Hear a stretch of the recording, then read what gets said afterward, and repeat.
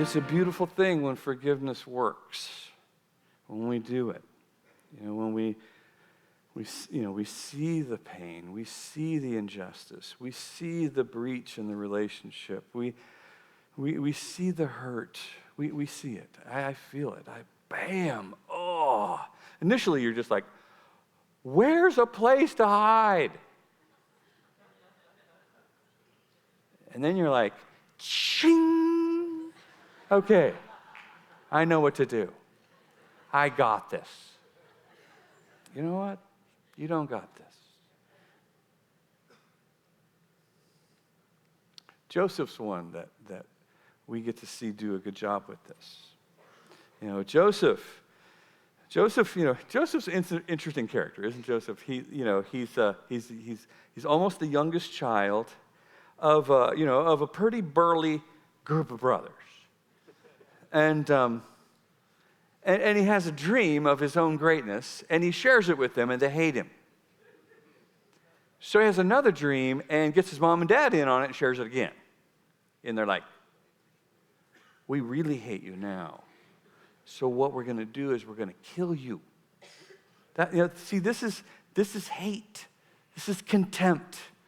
I wish bad things for you. Not only do I hope you fail, I hope you fail to death. And so what do? They take him out and they throw him in a hole. He doesn't die.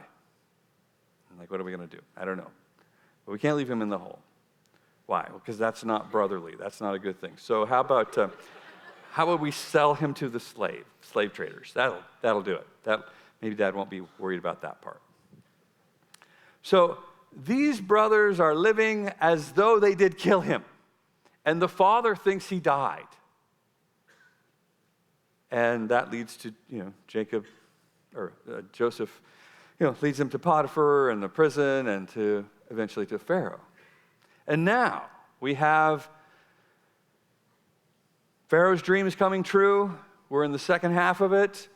Things are dire all over the rest of the world, except in Egypt because of Joseph's wisdom. Israel, Jacob sends his sons to Pharaoh for some help. And they get there, and they come in the room, and for some reason they don't recognize Joseph. They don't know that this is their brother. It may be because they were bowing. I don't know how they don't recognize him. Maybe he has his Egyptian eye makeup on. I don't know what it is exactly, but they don't recognize him. And they go through this whole series of things, and he sets them up essentially to bring the family back together, back to him. When he finally does reveal who he is to them, when he finally does show who he is, he sends all the other Egyptians out of the room. He doesn't want anybody to know the sins of his brothers. He doesn't want anybody to know what they have done to him. This is evidence of forgiveness because this guy has them where he wants them. Now he could eat them if he wants to.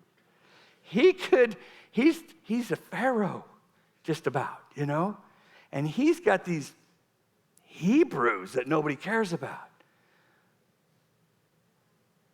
He could so pay them back right now.